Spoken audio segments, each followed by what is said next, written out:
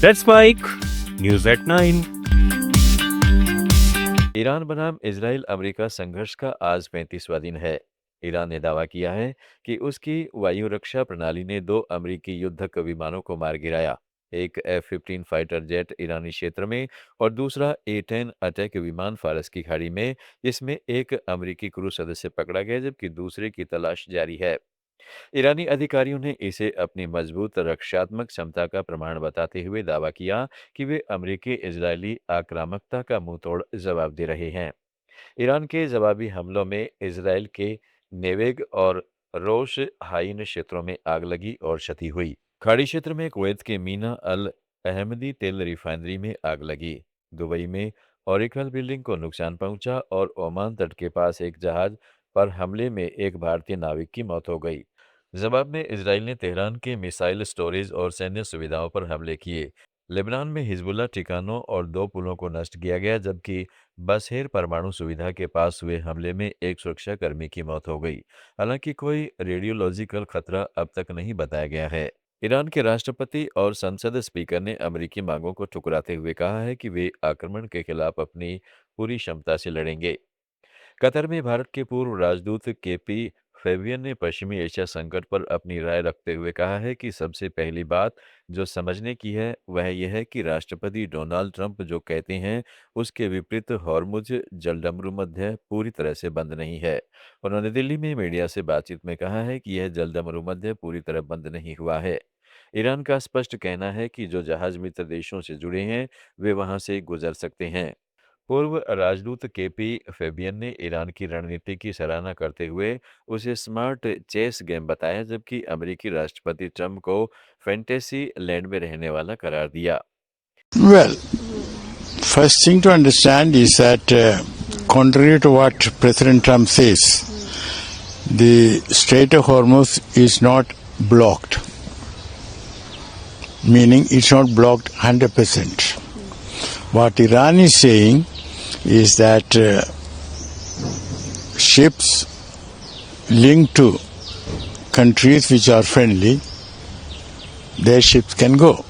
Ships which are linked to the United States, Israel, and their allies.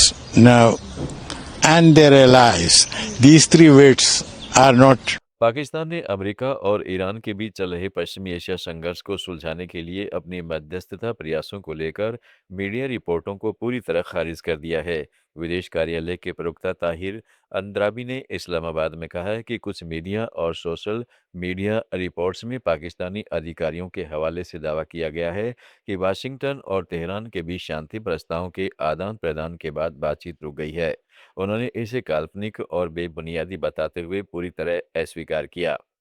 Pakistan ने फरवरी में शुरू हुई ईरान पर अमेरिका इजराइल हमलों के बाद सऊदी अरब की रक्षा की अपनी जिम्मेदारी के चलते शांति प्रयास शुरू किए थे, लेकिन अब तक कोई युद्ध विराम नहीं हो सका है।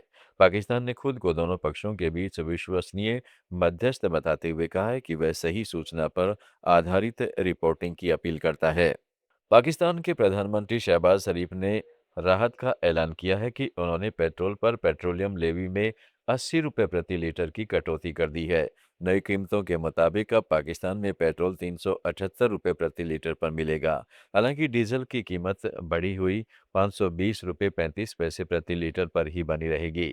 शरीफ ने कहा है कि नई पेट्रोल कीमतें कम से कम अगले 1 महीने तक स्थिर रहेंगी और ये तुरंत पूरे देश में पेट्रोल पंपों पर लागू हो गई है। गौरतलब है कि 2 दिन पहले सरकार ने पेट्रोल की कीमतों में 137 रुपये और डीजल में 184 रुपये की भारी बढ़ोतरी कर दी थी। इस फैसले के खिलाफ देश भर में व्यापक विरोध प्रदर्शन हुए थे। नेपाल की राजधानी काठमांडू में एक बड़ी कार्रवाई में जगदम्बा ग्रुप के चेयरमैन शंकर लाल अग्रवाल को सेंट्रल इन्वेस्टिगेशन ब्यूरो ने गिरफ्तार कर लिया है। उन्हें मनी लॉन्ड्रिंग के आरोप में हिरासत में लिया गया है, जिसमें इन्फिनिटी होल्डिंग्स और शंकर ग्रुप के बीच संदिग्ध वित्तीय लेन देन की जांच चल रही है। समाचारों में फिलहाल इतना ही। जुड़े रहिएगा लेट्स माइक के साथ। आप सुन रहे थे let's mike more than radio. Follow कीजिए हमें हमारे सोशल मीडिया प्लेटफॉर्म्स पर। It's time for news. It's time for more than radio. Presenting the first radio news app, Let's Mike.